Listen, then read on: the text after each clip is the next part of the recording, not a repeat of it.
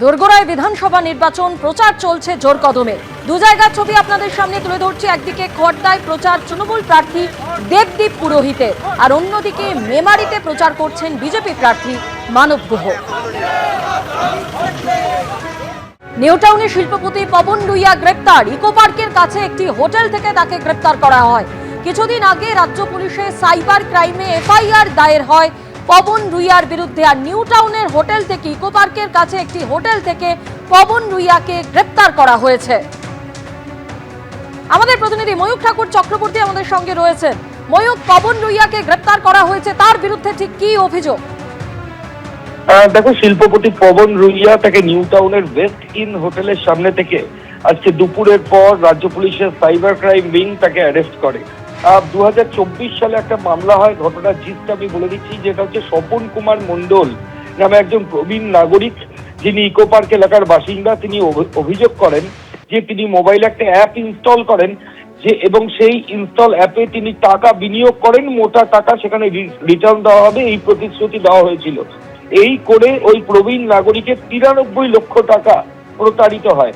তদন্তে জানা যায় যে প্রতারণার টাকা একাধিক শেল কোম্পানি মারফত ব্যাংক অ্যাকাউন্টে ঘোরানো হয় এবং এই অ্যাকাউন্টগুলো পরিচালিত হয়েছে রুইয়া এবং তার পরিবারের সদস্যদের দ্বারা। তদন্তে এটাও জানা যায় যে এটা রুইয়া সেন্টার, যেটা সৈয়দ আমির আলী এভিনিউতে পাঁচ সার্কাসের কাছে, গোটা বিষয়টা কন্ট্রোল হয়েছে। এরপরই Bidhannagar CCU cyber crime wing রাজ্য পুলিশের তারা তদন্ত শুরু করে। তদন্তে আরো উঠে আসে যে জাতীয় সাইবার অপরাধের যে পোর্টাল রয়েছে, সেই পোর্টালে 1379টা সাইবার প্রতারণার অভিযোগ এই চক্রের বিরুদ্ধে রয়েছে এবং যেখানে প্রতারণার অ্যামাউন্ট প্রায় কয়েকশো কোটি টাকা।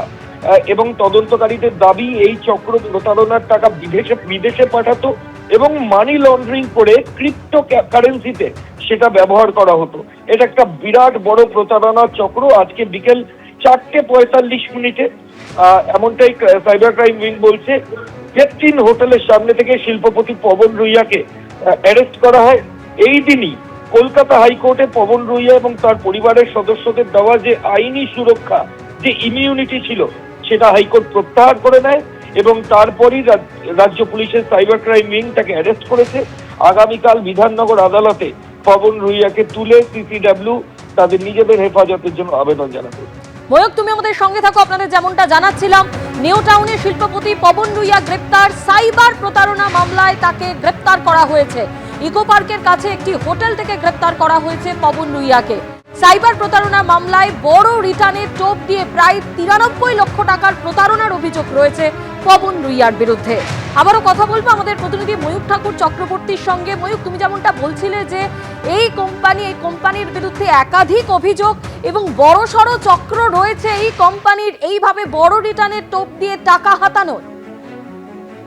দেখো, একদমই এখনো পর্যন্ত সাইবার ক্রাইম উইং সূত্রে যে খবর পাওয়া যাচ্ছে, যে আমি আগেও বলছিলাম, স্বপন কুমার মণ্ডল বিধাননগরের ইকো পার্ক এলাকার বাসিন্দা। তিনি একটি অভিযোগ করেন এবং অভিযোগ করে বলেন তিনি একটা অ্যাপ ইনস্টল করেছিলেন, যে অ্যাপে প্রতিশ্রুতি দেওয়া হয়েছিল যে টাকা ইনভেস্ট করলে সেখানে রিটার্ন পাওয়া যাবে। ওই প্রবীণ নাগরিক তার সঞ্চয়ের প্রায় 93 লক্ষ টাকা ওই অ্যাপে ইনভেস্ট করেন এবং পুরো টাকা তিনি প্রতারিত হন। এরপরই বিধাননগর সাইবার ক্রাইম পুলিশ স্টেশনে কমপ্লেন হয়। তদন্তে জানা যায় যে একাধিক শেল কোম্পানি তৈরি করা হয়েছিল এবং সেই কোম্পানি মারফত এই টাকাগুলো ঘোরানো হয়েছিল। এবং এইটা রুইয়া সেন্টার, যেটা সৈয়দ আমির আলী এভিনিউর ওপর, যেখানে সেইখান থেকেই কিন্তু এই চক্রটা কন্ট্রোল হচ্ছিল। মামলাকারীরা এর আগে রাহুল বর্মা বলে একজনকে গ্রেপ্তার করে এই কেস কানেকশনে। এবং তার পরবর্তী ক্ষেত্রে যেটা জানা যাচ্ছে যে জাতীয় যে সাইবার অপরাধের যে পোর্টাল রয়েছে, সেখানে দেশ জুড়ে প্রায় 1379টা সাইবার ফ্রড হয়েছে, যেটার সঙ্গে এই চক্র জড়িত। এবং এরা যেটা করতো, যে এরা প্রতারণার টাকা বিদেশে পাঠাতো এবং মানি লন্ডারিং করে সেটা করতে ক্রিপ্টো কারেন্সিও এরা ব্যবহার করত। এটা একটা বিরাট বড় চক্র। আজকে বিকেল 4:45 ওয়েস্ট ইন হোটেলের সামনে থেকে অ্যারেস্ট হয়েছেন শিল্পপতি পবন রুইয়া। কালকে তাকে বিধাননগর কোর্টে তোলা হবে। ধন্যবাদ। এবিপি আনন্দ, এগিয়ে থাকে, এগিয়ে রাখে।